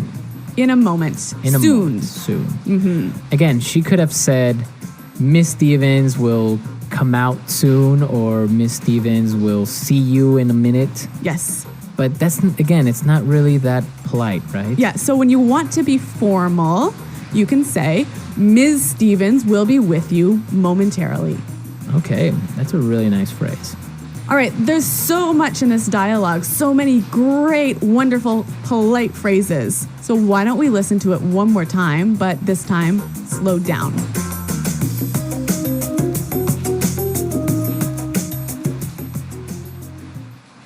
Good afternoon. May I help you? Yes, I'm here to see Joanna Stevens. I have an appointment at 4. Certainly. May I take your name? I'll let her know you've arrived. Sure. It's Josh O'Neill. Miss Stevens will be with you momentarily. Can I offer you something to drink? Yes, coffee would be nice. Thank you. Here you are. Miss Stevens is ready for you now. I'll show you to her office. Right this way.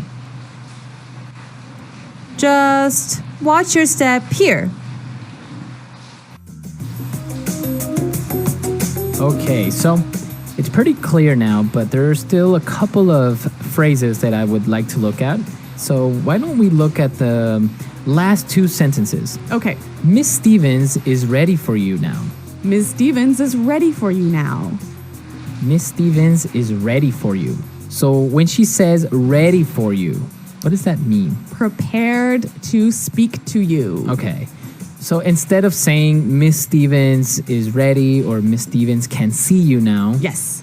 you use this great little phrase, is ready for you. Mm-hmm. Okay. And then she said, I'll show you to her office. I'll show you to her office. I'll show you to her office. This is a lovely way of saying, I will take you to the office. I will take you to Yeah. the office. And she followed it by saying, right this way. Right this way. Right this way. So, again, walk this way. Walk this way. Yeah. This way, please. Yes, right this way. It sounds really, really nice, really polite, really welcoming. Right.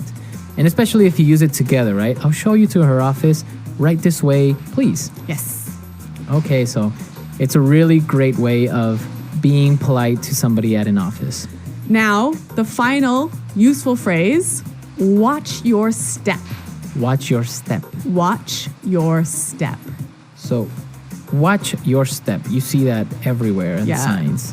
Be careful. Be careful where you step. Yes, be careful where you're walking. Okay. So, obviously, she didn't watch her step and She fell. she fell. Okay, so really great phrases. Let's listen to this dialogue one last time.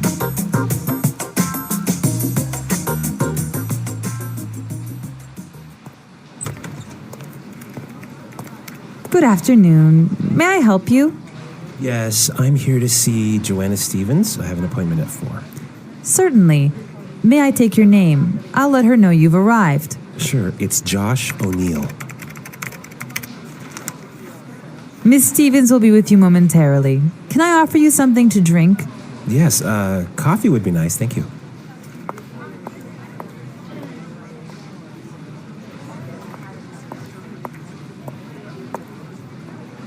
Here you are. Miss Stevens is ready for you now. I'll show you to her office, right this way. Just watch your step here.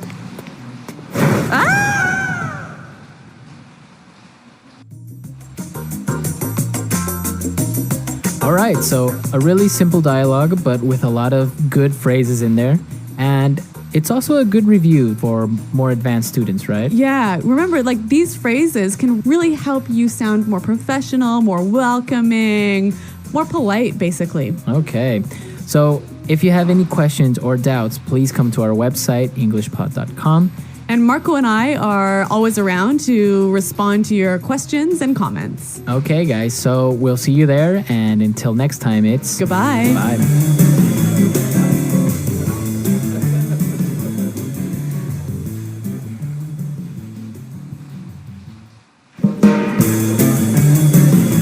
Hello, English learners. Welcome back to English Pod. My name is Marco. And I'm Erica. And today we are going back in time again. And this time we're going to be in the 1960s. That's right. We're going to learn some phrases and some slang that were really popular back in 1964. Exactly. And most of these phrases and words we still use today. So it's very interesting and very good to know. That's right. I'm looking forward to this trip back in time. So why don't we get started with the dialogue?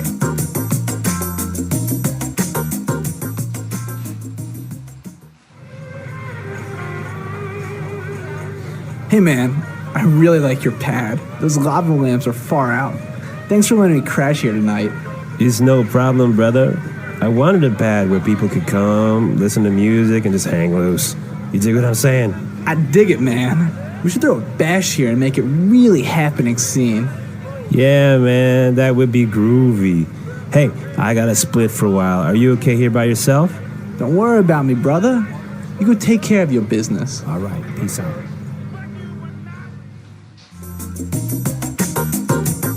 All right, so great dialogue, very popular in the 60s, the music, the mood, and the words, right? That's right.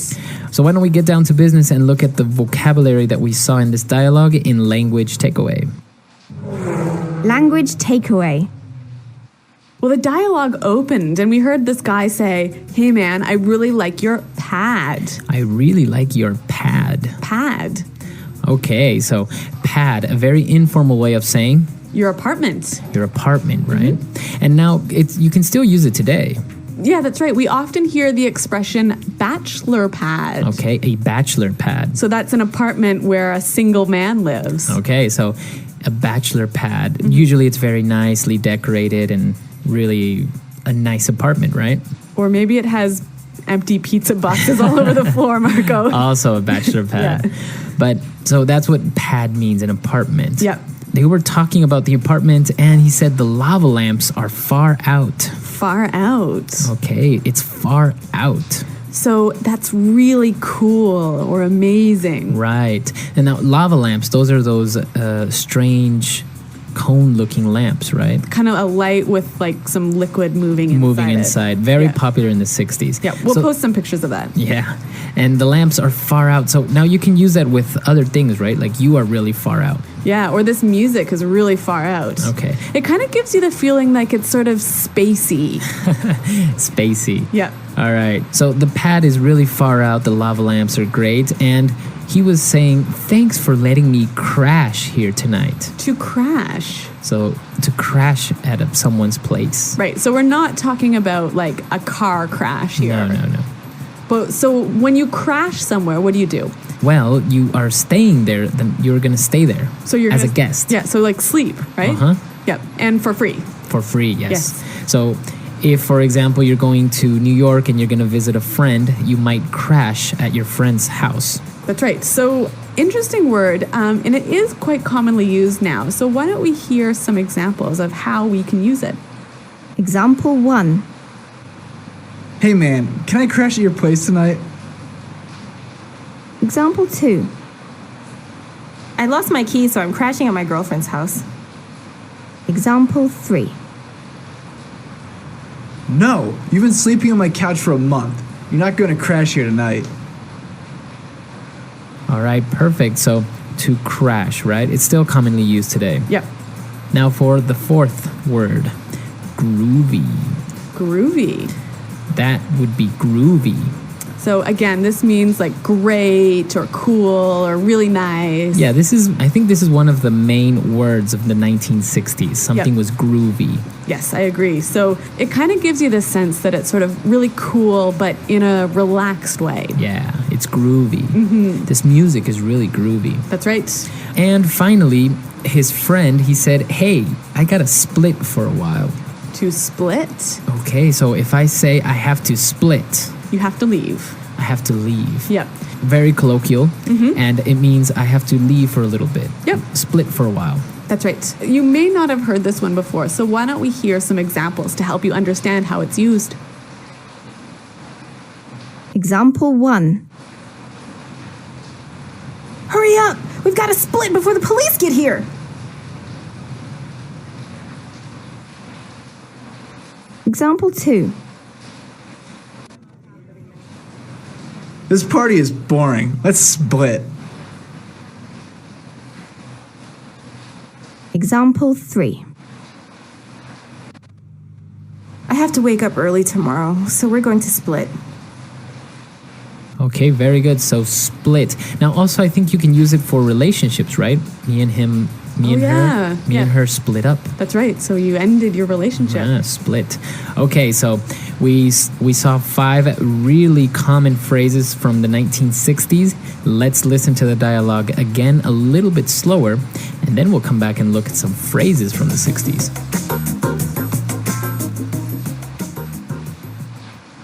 Hey man, I really like your pad. Those lava lamps are far out. Thanks for letting me crash here tonight. It's no problem, brother. I wanted a pad where people could come, listen to music, and just hang loose. You dig what I'm saying? I dig it, man. We could throw a bash here and make it a really happening scene. Yeah, man, that would be groovy. Hey, I gotta split for a while. Are you okay here by yourself? Don't worry about me, brother. You go take care of your business. All right. Peace out.